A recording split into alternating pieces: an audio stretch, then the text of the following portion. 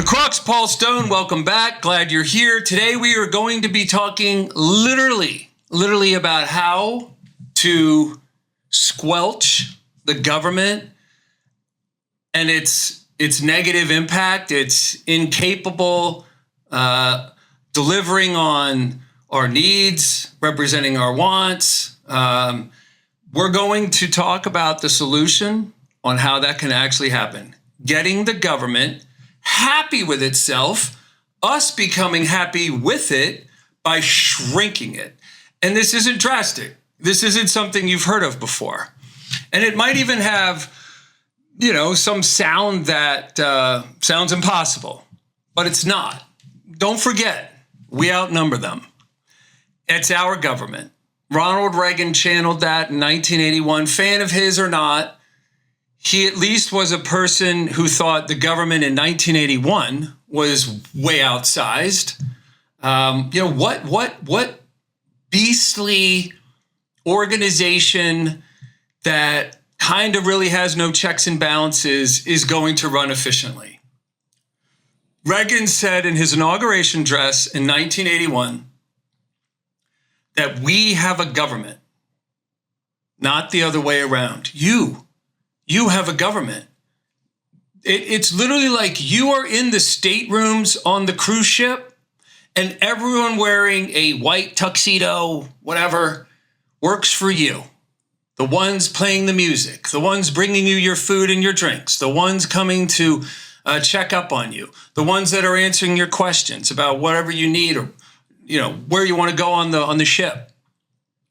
America is a vessel. Inside of it today are 350 million owners.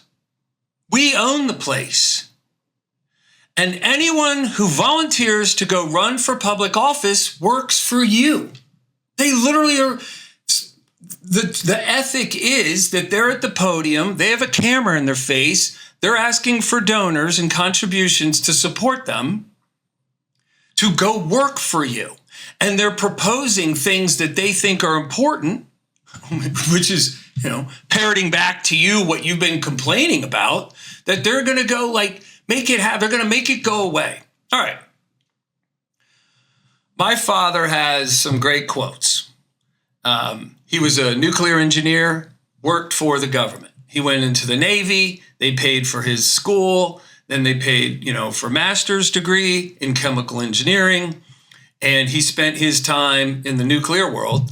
And, at the onset, not day one, but the onset of designing nuclear reactors to go inside of a boat. Who would ever want one of those? That sounds crazy.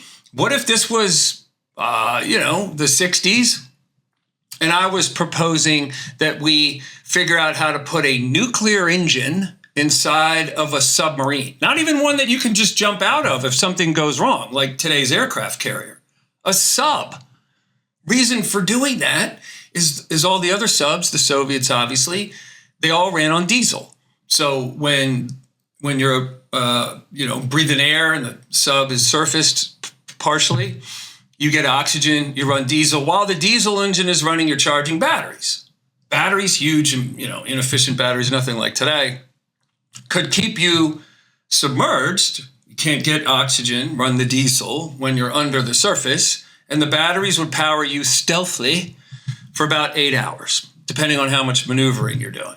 So the one time that a submarine is extremely vulnerable is when it's surfaced, right? You need that thing under the water. Nuclear power doesn't need any oxygen. You could stay under the surface for 4 or 5 months. The only reason you'd pop up is to get a refill on food from a frigate. So a nuclear power plant inside of a submarine sounds crazy. You might not want one in your home, but they are starting to create the technology where there's these micro reactors where maybe you would have one that would literally power a street or an apartment building, big one. So anyway, his saying, my dad's saying that applies here today, the government, quote, the government never has enough money to do it right, but they always have enough to do it over.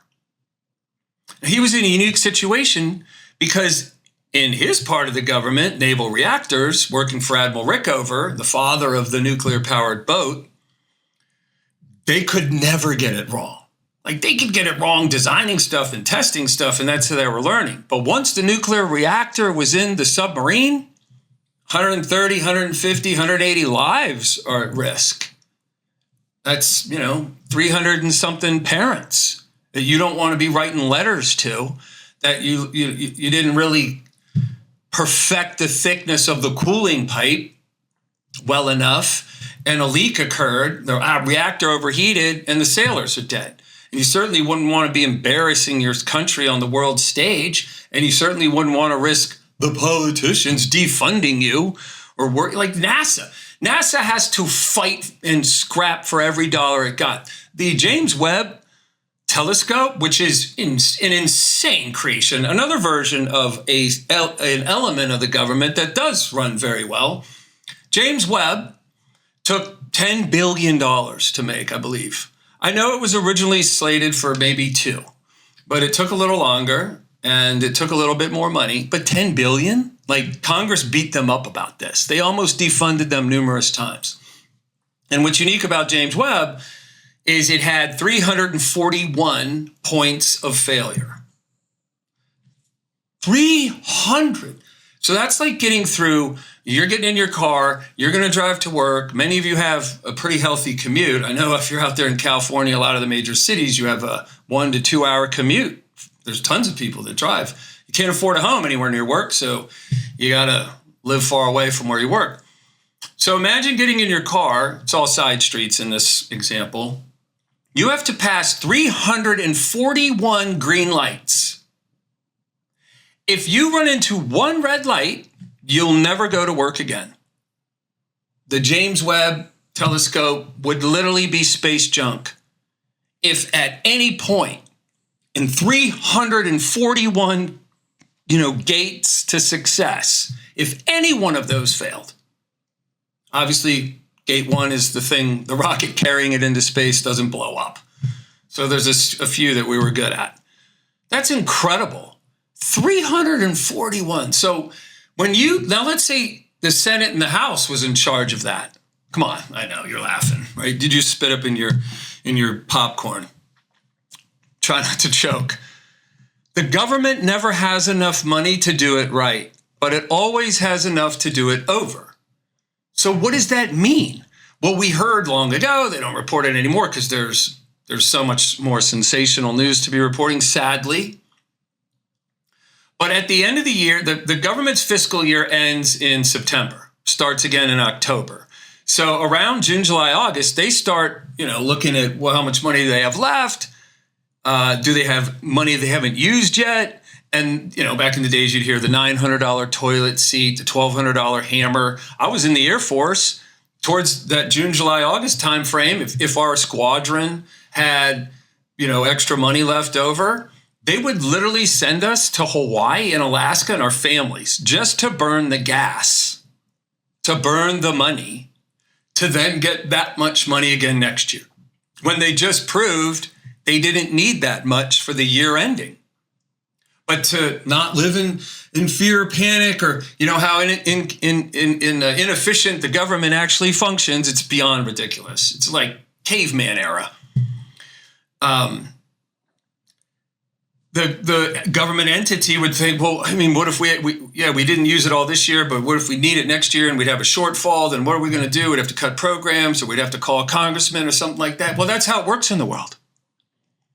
And you guys, you government agencies that didn't spend all your money this year, don't spend it, apply it to next year. And that's what we're going to lead into next, the incentive. So I got to take a step back, though, and set a baseline. This is a mini series. Probably will have 5 or 6 segments to it. And it literally is going to deliver a vision. It is going to deliver something that will have some parts to it that sound impossible, that sound completely unrealistic.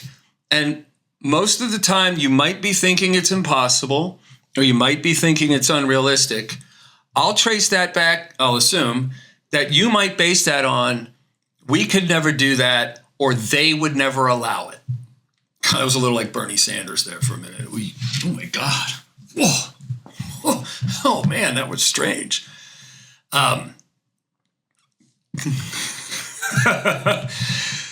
can't fake the accent, but he might have better hair than me. So when we think that can't happen or they'll never allow that, that sounds a little like victimhood. It also sounds like, we just haven't tried anything. We've lost this, our 350 million strong voice for so long. And I think it's unique. I know politicians have promised solutions to problems. That's what all of them do.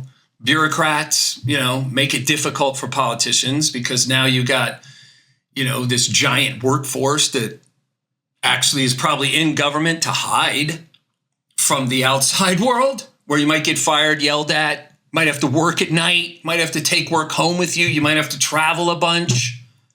There's a lot of things inside the Beltway that isn't the experience outside the Beltway. You just get fired like that. Bosses yell at each other. I've worked at some big companies, people screaming, cussing at each other was routine in boardroom meetings. Lots of pressure. They don't have that in bureaucrats. I mean, I've been in government offices. I'll never forget when I was there. I was young. I believe it was 1979. I was going to one of my dad's office or something. Carter was president. He theorized, or his administration at least theorized during this energy crisis, that all government buildings should remove every other light bulb. Every other light bulb. Take less electricity. What they didn't realize, though, is fluorescent bulbs are powered by a ballast, this box with wires coming out of it thing. Looks like kind of like a big battery. Like those old original handheld cell phones, the big Motorola's, look like a brick. About the size of that. The ballast spends just as much energy powering one bulb as it does two. Welcome to the government. So in all government buildings, for God knows how long, a year or two, a year and a half, 6 months, who knows, they're all very dimly lit. It was so weird. So that's why it sticks out in my mind. I don't remember a ton of things from 9 years old, but I do remember that. So when we're looking at government applying solutions to our problems, they're no good at that. And then as we mentioned in the earlier episode before this, they're even willing to go so far not to listen to us or think they're listening to something that we're asking for but don't want to ask for it. They got together and passed an amendment, and this is key. We're going to use this as an example. We're going to use this as proof that if they can do it, then we can demand it. They passed an amendment to the Constitution. And for more than a decade, booze was illegal in the United States of America, where at least 35% of us have Irish in them. I mean, how ludicrous is that? That's insane. They passed an amendment. That's an overwhelming majority of the Congress. That's not just a simple majority. Senate and the House. President signed it. I forget what president it was. I have to look it up. Someone could look it up. So the reason I got to set that in is what I want to say next is I want to ask you a question. What company exists without labor? What company exists without workers? Even if you're a sole proprietor, you're the worker. You're it. You're the one doing the work. So what company might sound ridiculous, like, well, duh, but let's go there. So the government is extremely inefficient, has lots of whack ideas that don't work. They even come up with things that we didn't ask for that are so injurious to society, like prohibition. What comes out of prohibition?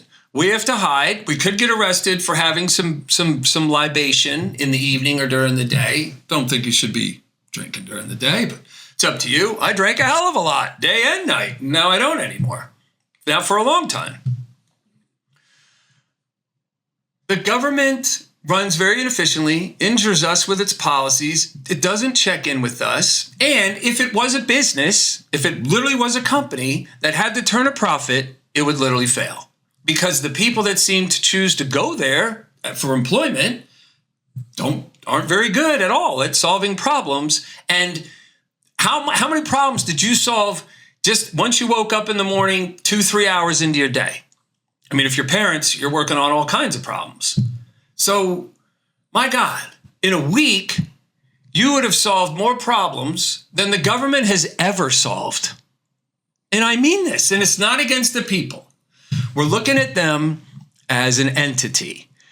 I'm not against, it's so ridiculous. Come on, guys. It's so ridiculous, gals, to be, I'm for the red, I'm from the blue, I'm from the elephant, I'm from the donkey, I'm from the oar, I'm for the D. Where's it getting us? Nowhere. We're going to melt that bitch. We are going to shrink the government to run efficiently, and we are going to, and this is multi-segmented, so I'm not going to spill all of it, in this episode either, but another piece here is to recognize that without workers, there is no government and there are no companies. I've said many times, I'm so sick of saying it because I'm so sick of the fact that it's true, and I'm so pissed off, heartbroken, angry, could go on a tirade at any time I touch on this one. 74,000 manufacturing firms, that's like all of them, have closed their doors and moved to China or outside the country since 1990. And to try to get your mind around how big of a number that is, that would be 23 manufacturing firms in every single county in the entire country, all 50 states. Every county. Like, you don't have 23 7-Elevens and gas stations in a county. Maybe gas stations in some counties. But every single county, go look at an election map. Look at all the red and blue. Look at all the red. Look at the blue spotted around. All of those counties. You see the counties, the little lines that make up the counties. Imagine 23, I don't care if it was sewing needles to bulldozers. All the parts. There's 5,000 parts that go into a car. There's 1 million in an airplane. All that stuff being made here. So when you woke up in the morning, you went and made something. And then you came home after making something. A lot of us like cooking, especially Thanksgiving might be one of the most favorite holidays because we're all making ourselves food. We're doing it obviously in a bit of a community. The family's together. Lots of families are joining up. The wide world family is coming together. The country, right? And we're making something. We're like, oh, more salt, more this. Oh, I can't believe you did that. We're looking at recipes. We're curious. We're creating something. The people are smiling back at us, or maybe they're throwing up down their shirt at what we made. And we have these conversations. We're making something that makes us proud. We get to see the evidence, physical evidence of our labor. So what company exists without labor? So in the chicken and the egg, God, who knows? I mean, did they all get on the ark too? I mean, there's some of these stories. But maybe so. Could be just a parable, but maybe someone did build a boat and put 2 of every animal on side. I don't know how you catch birds. I just don't know how you do it. I don't know how you catch, birds. But I don't mean to, all right, I drove into a ditch for a minute. Grew up with a 4-wheel drive, so I'll just back myself back out. So there is no companies without workers. So the trade, as this series is generally called, the trade, there's many trades, right? I trade my time and my physical or mental, bandwidth at your company, and then you trade revenue back to me, right? And we all share in that. And there's a little ecosystem that comes. And of course, some people get a little crazy and draconian with how much they want us working. Unions were created, right? So there were some safeguards put in place because there were some bad actors. Not everyone, but there were enough. It was big enough. And if a company, gets too big, buys all the little companies around it up, they might the government might bust it apart because it's anti-competitive. Carlos Slim, the biggest billionaire in Mexico, he owns the one telecom company in Mexico. He owns the whole thing, and there's only one. Imagine. So I don't know how good the telecom is in Mexico, but it's a hell of a way to become a billionaire. Every house needs a phone, every office, right? Whatever. He owns the one telecom company. I think he's worth $85 billion. Carlos Slim. So If we all quit working, they would fucking hear us then. They would hear us then. If we quit working, they would hear us. They would hear that. We have the power to do that. It would absolutely be uncomfortable for most people. But I just want to point that out because you have rights. You own the country. It is your country, and all of those that volunteer for these jobs and go with their resumes to become a bureaucrat they work for you. They work for you. And this idea is built on the premise that that is true.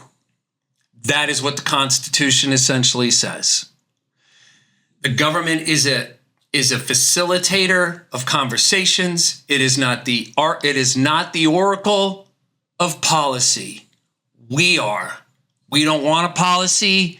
We don't have a policy. That's that. Now, everyone wants to be proud of what they're doing, right? Government thinks to go in there, they've said they're going to solve these problems from the podium, and they can't, so they gotta do something. When they can't do it, they'll blame the other party. They'll blame the other people. They'll blame this, blame that. So let's say you're a parent and your kids are blaming each other on why something didn't work out or there's some trouble afoot, whatever, right? You're the parent.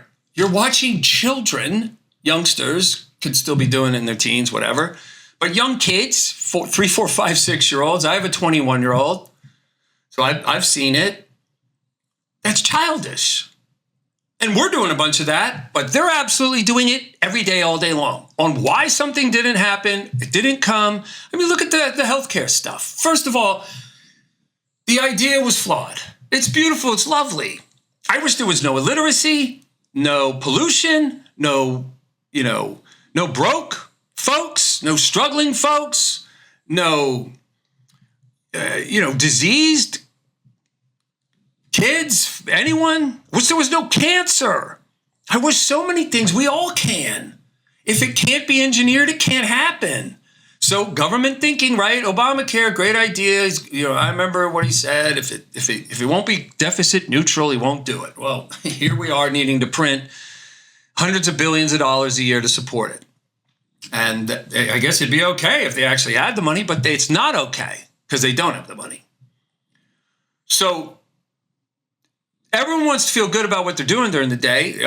Many people want credit and being noticed for what they've done. Politicians live on a camera and a microphone. They live out in front of people, so they obviously want to be successful. We're about to give them a way to become successful.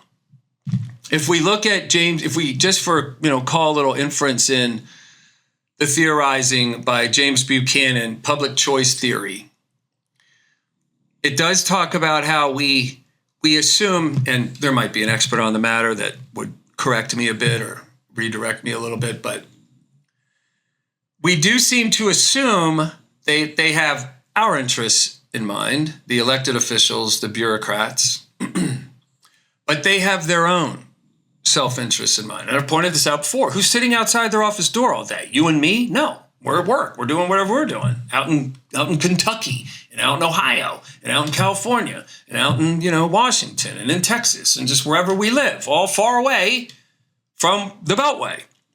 Who does have the money and actually the employment, the role to sit outside our elected officials' office door all day? The companies. The companies got to move their 74,000 manufacturing firms from our fucking home, from where we live, from what they took away us making stuff, from you and me making stuff. We made stuff, right? It could all be made here, all of it. In 1990, 82%, so of $100 being spent, every $100 spent in this country, $82 would land on something made here. Today, $11. $11. Now just think, I don't care if you didn't finish high school. Do you think a country, Dominican Republic, that doesn't make anything is a prideful, strong, happy place to be? I'm not picking on Dominican Republic, but cold water. I mean, you see that on the menu, right? Cold water lobster tail. If it isn't Maine lobster, it's shrimp. All right? Cold water lobster. Where's the ocean at, 50 feet, not cold? I mean, I'm in Florida. It's kind of warm, but still cold where they are. Cold water. I wouldn't call that boiling water, lobster. Cold water. And obviously Maine just has that unique thing. I don't know what it is, but that lobster has a sweetness to it no other lobster has. So shrimp, marketing crap. Stuff the companies get away with. Now, the company is supposed to do whatever it can to lower its costs and raise its revenue, right? Every company sells something. So the wider that gap is, shareholders like what that's all about. You keep your job. Check this out. For Reuters did an analysis 6, 7, 8 years ago that checked into how CEOs, the C-suite, but certainly CEOs are compensated. And average on target earnings, average maximum salary for a CEO was, I think, $9 million a year. $9 million. 20% of that would be salary, like $1 million a year. And 45% of it, of the total money paid for the year, would come from the stock price triggering certain metrics. So there's an incentive. Oh my God. So I'm a CEO, just got the job. I got competitors. How can I get an edge? If I cut costs, stock price will go up. That's how I'll earn another $5 million for the year or whatever it was. So, man, it's starting to get expensive here in the 80s. The government's printing money now. They never used to. I'm telling you, 1971, here's the book. It's on Amazon. It isn't an econ book. I would never punish you. I've seen econ books. They're literally that thick. This is a story. This is awareness. This will literally wake you up to things I'm talking about so that all of us can become empowered to do what I'm proposing we're going to do. I'll get to in a minute, we do have a way to shrink the government and make it run efficiently, and we won't hear about it anymore, and it won't be a pain in our ass anymore, and it won't come up with stupid things that won't work anymore. Literally end it. And the people can still be good. They can still be incentivized to do great stuff. Then we're just going to point them in a different direction. So, back to incentives. The trade. No company without workers. And no planet, maybe there's other planets out there and they have whatever they have, but they don't have people. I mean, maybe there's one, right? We've seen some alien ships. So let's say there's 2. Let's say there's one in every galaxy. There's 1 billion galaxies with 1 billion stars in each one. So let's say there's 1 billion planets like ours. And each one of them, Andromeda is the closest galaxy to us. It's 100 it's millions of light years away. And we're never going to go there. Right? I mean, we're not going there anytime soon. So let's just focus on our planet. On this planet, we have humans. We have Earthlings. In this country, we have American Earthlings that need to be represented. We need a place where our interests and our requests and our problems are registering, and then they do some conversating, and then they look at how maybe something could get solved by coming back to us, and then that's how it's going to work. And that's how it was always supposed to work. And it doesn't feel like a democracy anymore, and the American dream's absolutely dead because that entity is just doing what it wants at will, and there is no checks and balances. The government never has enough money to do it right, but they always have enough to do it over. That's the mindset. That just says there are no checks and balances. They don't have to do a good job. Most of us will just keep voting for that familiar face. Oh my God, how ridiculous. That's on us. But this isn't about blame. That's what little kids do. So when we look at the government agencies, in one way or another, there's out in the corporate world, there's corporations that would make sense to marry up. As an example of that, the FDA is supported by the drug companies. It is funded by the drug companies. So when we see things like, OxyContin and the great, there's probably a bunch of them, so I don't mean to negate anyone else who did hard work and put out a documentary about the Sackler family. I mean, we don't talk about evil, right? And when Pelosi's like calling Trump Hitler, you guys should just look at the Sackler family. You want an actual example of fucking evil? There it is. American made, actual evil. Profits over personal health, destroying families. Oh, it's not addictive because it's slow release. Let me think. It works for a little while because I just tried it. A couple weeks later, I might need it to release faster. Can I lick the coating off? Or can I just take more? Oh yeah, Oxy even came up with that idea. They called it the 80 or something like that. So now, I guess it just wears off the same, but it's a bigger dose. So now you're like super effing high for the whole day instead of just being kind of high for half the day. I mean, it's insane. The Sackler family. And again, I don't even need to illuminate. This isn't about go get them or attack anybody. But y'all want something to attack? Why don't you fit that one into your dialogue? You want to start throwing around the Hitler examples, Sackler family. And they're still fighting with the government to not go personally bankrupt because of what they did. The company, Purdue Pharma and whatever else did business with them, bankrupt. But the Sacklers, from my understanding, are holding on to $8 billion. I know I'm going off into a ditch again. But this is government stuff, man. And what they're missing, here's what they're missing. They're missing the ethic that if they don't do well, they get fired. So obviously we don't have the power to end someone's term early, but we can apply pressure. So when you look at domestic, if you took the company, the agencies in the country, obviously they're in our country, many of them are domestic in a way. They just kind of deal with the business here. And some of them I would call interdomestic, meaning they're obviously still domestic, but there's an international influence or some international dealings. I'll get to what I mean by that. So Social Security, and I'm not going to go through all of them, but I'll give you an example. Social Security obviously deals with people who worked here. Workers. Now, when General Motors went bankrupt during the Great Recession, there's a little legal maneuver that you can make when you go bankrupt. You jettison all your commitments and all your obligations and all your promises. They're gone. You can still fucking call the company General Motors. I'm sorry I'm cussing a lot in this episode. You could still call the company GM, but you don't owe your pensions anymore and you don't owe any of your retirees health care. That's not okay.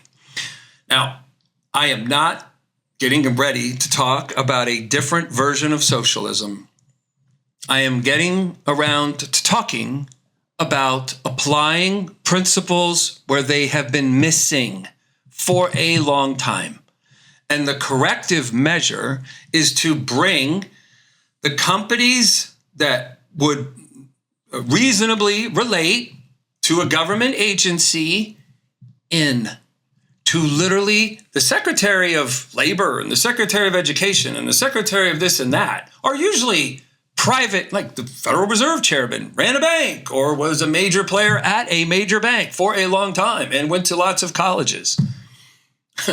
So the secretary of the agency is usually a private practice player, not a bureaucrat. Hey, there's no like Carly Fiorina. Once the secretary at Hewlett-Packard rose all the way up to run the place. There's not much of that in the government, right? Colin Powell, there's some of that.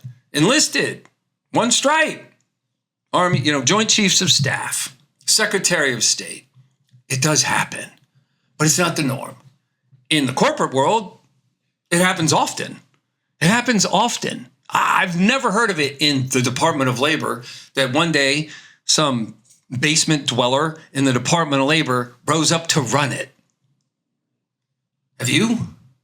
I rest my case. So they're blowing through $7 trillion a year, okay? So there's part of the reason for this. They're getting about $5 trillion in tax revenue from us and corporations. And Trump's tax bill does make that a little harder. I know the idea. If you keep more money in the economy pie expands. So the slice that the government was getting with a smaller pie, they get a smaller percentage slice, but it's a bigger pie. So now they get more money. You get that, right? Okay. And because the government isn't really doing good stuff with your money, they're wasting it. The corporations and the corporate world, the workers, laborers and stuff, we're kind of a for-profit practice. So we're going to take $1 and make $1.20. The government's going to take $1 and give you back 80 cents. You understand? So the more money they get, the more our economy kind of dies. That's literal. That's not made up. So Social Security, workers in America, then every company contributes to Social Security. And it's not just the money. And this is where we are going to tell Congress how they're about to change the way they think things operate. These damn agencies do not have autonomy anymore. They do not. We absolutely can change that. They do not get to just get appointed some leader every time the administration, new one comes in, or, every 4 years. And then these poor people in the agencies have to wag to whatever the idea is, swing to the left, swing to the right, swing to the left, the right, insanity. The corporations are now going to form a mesh point with the agency that meets and starts altering that agency to run like a business, to run efficiently. The politicians that support this eventually could be in charge and presiding over the most incredible deliverable ever provided since the Declaration of Independence to this country. And that is a government that prints no more money.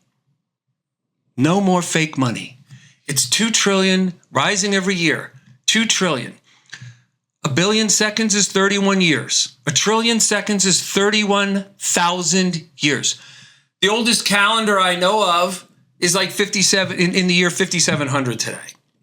Calendar the world kind of goes by is obviously we know what year it is, 2025. So the government is printing 62,000 years of money a year. That's how bad of a job they're doing. And that's why you can't afford anything. And that's why this will never get solved. You're never going to be affording your homes unless the implosion occurs, right? But then you're out of work, right? You're not going to be looking at inflation going down. Shadowstats.com, they're re-engineering their website. It's run by a beautiful human named John Williams, and you can subscribe and get the updated information. The website is not up to date at the moment. But you can subscribe, get the email list, and you will see the truth. You will see how inflation was always counted until it started becoming a political number in the 80s. And you will see how unemployment was always counted until it also became a political number in the 80s. And it really became, both of those became a political number in 1998 as the baby boomers left the workforce in 97. Because they needed to stop telling you how bad it actually is. Unemployment today, folks, is 32%. I don't care what economist you are that just argued with me over me making that point. I don't care what you come up with your number. It isn't the way it was always done because it was always accurate and it was our number to judge what you, the politicians, were doing, how good of a job or bad of a job you were doing. It was like a couple of things we asked for to gauge your performance. Inflation is around 12%. And it feels like that, doesn't it? And it's sad that President Trump, when he gets asked that, this little woman commented about how expensive her groceries were. And he's like, we're bringing gas prices down. Not everyone's perfect, so I'm not even blasting them. I'm just saying that we're going to be freaking heard. We're going to be heard. We can be heard. It's not that hard. We just have to become aware. That's all this book's about. 160 pages. Read through it in a weekend. Aware of why life is such a struggle today. It's the government. It's their stupid ideas. It's their willingness to sacrifice our country's the currency of our nation. The currency. The currency. They're sacrificing its future. 97% of its vitality is gone. Gone. And there is a way to make it come back. And this is the way. So the mesh point, that agency starts to blend with the corporate world. Each agency, Social Security, the interest on the debt, that's the financial industry. That's the financial industry. $2 trillion shortfall every year. The corporate world's going to make that up. And they are not, and we can talk about this in other episodes. You're going to say, well, they're just going to pass the costs on at us. No, they're not. There's a way it doesn't have to go like that. Incentives, not punishment, not just reacting. It's a bunch of reacting. This happened, so that happened. This happened, then that happened. Children do that. Military. Now, military has international players. They make products and stuff, and like our U.S. dollars buy their products. That's great. We want the best product. We want the best engineering. So it doesn't matter if the company is domestic or international. The trade-off, the ultimate trade, was, okay, our government let 74,000 manufacturing firms start to close in 1990 till today. But most of that, I mean, those were the bulk of those were closed 15, 20 years ago. They traded that. They traded our manufacturing, our making stuff jobs for service jobs, for cubicles and keyboards. AI hasn't hired a software developer in 2 years, they haven't hired software developers. But they wrote the code that made the AI. Goodbye. No, that's not. We got to figure this out. I mean, I have figured it out. We got to change this. Now, my ideas might lead to other ideas. Maybe my ideas are a little crazy. Maybe parts of them are impossible. But we're going to get into the trying business. We're going to get out of the lying. We're going to get the government out of the lying business because we are going to get into the trying business. Those fuckers work for us. We send them there. We're going to start telling them what to do. And the people that want to run next time will hear that. And then guess what they'll be saying from the podium and in front of the camera? What we want. They'll be listening.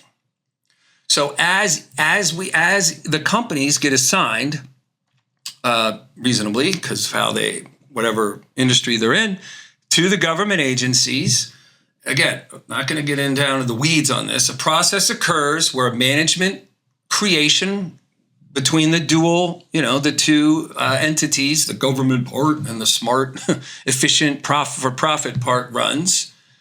And we're going to erode the need, probably over 2 or 3 years, for the government to ever print another dollar. And then we're going to shrink that thing back. And one of the two biggest problems we are going to solve once this occurs is Medicaid, Medicare, that's, brother and sister problem, and Social Security. There is no money for this. And if you zoom way out, 1/8 of the global the Earthlings population is older than 70. And that's why this is happening. There is the scientific, the pharmaceutical, the food, whatever, all the inventions. So we're living all this so much longer now. And the government's idea is, well, let's move the retirement age further out. So that's the best they can come up with. The other idea, let's put a little clarity on this, is euthanasia. When you turn, let's call it 65, if you literally can't prove to financially support yourself, then you get a shot. You get a shot and you're gone. And that's that. That's just pointing that out. You want to solve The debt situation, the globe owes like $330 trillion to itself. Governments are printing money because they don't understand or they don't have the courage. They don't have the courage to come and tell you the truth because they want to get reelected. So in their person, they fear telling you certain truths causes them to lose their hands on the levers of power. Wow, that's what you're electing. That's what you're electing. That's it. For many decades. Go back to 1776. You got statesmen. You got literally the Europeans that came over here and then fought the Europeans to stay here as your representatives. They were literally you. Literally you. They're like, nah, I'll take 4 years away from the farming and go to Washington and represent my part of the world. And we'll, argue for stuff. But I'm not going to be arguing for my personal gain. I'm going to be arguing for the gains of the people I represent. And there was honor in that. And this is how it gets restored. This is how we get heard. Because AI out here, where I haven't, I'm not brought that into the dialogue yet, maybe episode 4, is a corporation without workers. But just how ridiculous would it be? And Trump, and I'm not for this at all. An executive order, or he's reaching to create one that could sue states for making their own attempt to regulate AI. Okay, when we go like high level America, you kind of think military, flag, maybe think like sports. You don't get down to the people till you start saying like the states. And then you start thinking like, because we wouldn't say, well, I'm from America. We would if we're overseas. But around here, I'd say, I'm from Virginia. So when we get down to the state level, that's where the people start to get a little representation. There's someone kind of thinking about those people. The governor, the state government, state assembly. So, we're going to make a federal law? Now, I understand he might be thinking, we got to beat China, we got to beat Russia, we got to keep North Korea, we got to beat. I understand. We're going to have to solve this with no more Obamacare injury, no more prohibition injury to the people that live here. Okay? You guys, the government system does not have any track record of doing a great job of that. So you are not going, now with the threat of AI, we have to do something, folks. So we are going to actually create a new way for this country, our country, to be managed that might sound nuts, like how you're going to blend corporations with agencies, like this. Just like this. Just like the pharmaceutical countries fund the FDA. Just like that. And just like an amendment, what we'll get to describing in another episode or so, an amendment. Just like they did for prohibition, we're going to pass one that's going to protect the workers. Because this is an earthling-led existence. This isn't machine-led. Machines, plug them in, clean my living room, clean my house, great. You can have one put a windshield in a car on the assembly line. Obviously, we have computers. We are not going to trust the billionaire class and governments, oh my God, the governments, engineering how as they cancel jobs, you won't need them anymore. No. Listen, one thing to keep in mind, and more on this next time, but no more money printing. No more $2 trillion a year. That's what's causing inflation. It's the only thing. I don't care what the economists tell you. I don't care what they say. They went to some schools to theorize on stuff. I'm just telling you a farmer's approach to economics. You put money in the economy that shouldn't be there, it causes inflation. Your earnings don't go up. They go up a lot slower than inflation goes up. On the gold standard, which isn't about gold, it's just about how humanity worked for thousands of years, your earnings go up way faster than inflation. So you can have a naturally expanding economy, like, oh, we're doing better this year. And you don't have the inflation because you have their earnings went up. Especially if you're not the Dominican Republic and you freaking make stuff. Especially then. Especially when you make everything from sewing needles to bulldozers. That's what this was. That's why it was awesome. That never happened before on the planet. Ever. Ever. Ever. It happened here, and it needs restoring. You want to make America great again? We need to alter how the government functions, how these agencies function. And then the politicians that want to run might actually be real business people. And I don't care. You don't have to be Fortune 500. You got a dry cleaners chain. You got a daycare chain, anything. People that actually know how to solve problems and the death that occurs to your business if you don't. And that's happened to me. There's things I couldn't solve. There's problems I didn't know were coming. And the business is gone. The government just gets the money next year. That's at the core. We want to understand anything, and I don't care if you didn't finish elementary school. You can understand that if there's anything confusing to you, trace whatever the hell it is back to its source. Answers can be elusive, and so can questions. But we can think about questions. How, what, why, when? That kind of stuff. How did we get here? Where'd we used to be? Oh, so how'd we get here when we used to be here? We can trace that back. Let's say in the movies, follow the money. Cop shows and stuff, follow the money. Okay? So the source of everything matters, and that is paramount. So no more money printing. And here's one last idea. I think, prostate cancer, breast cancer, cervix cancer. Come on. How can there be cancers that literally affect our anatomy identity? The function of our stuff, how we. This is so wrong. So let's give it all to, let's give 100 doses of breast cancer to the senators. And then watch how fast that gets cured. Watch how fast that gets cured. I hate that cancer. I hate them all, but man, do I hate that cancer. So the next episode, we're going to come up with how we are going to design the incentives for the elected officials and the bureaucrats to embrace this. They will benefit.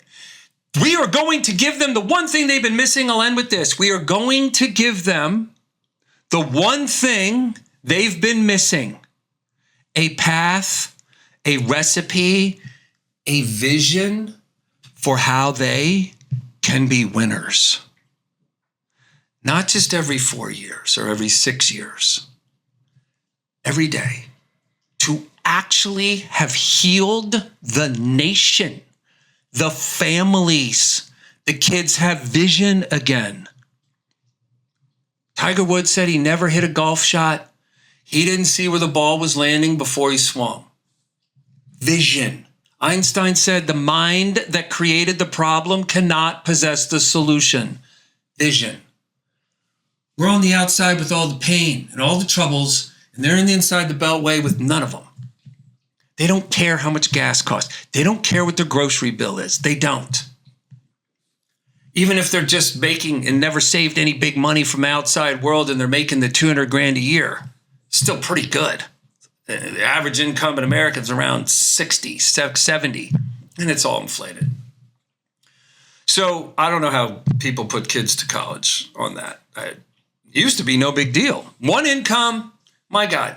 The average income, here's how bad it's gotten. Average income in 1970 was $9,000 a year, and a home cost you $18,000.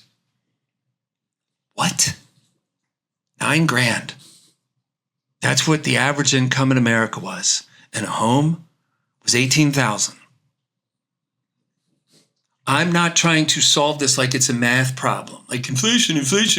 I'm literally telling you, you are struggling and miserable because of it.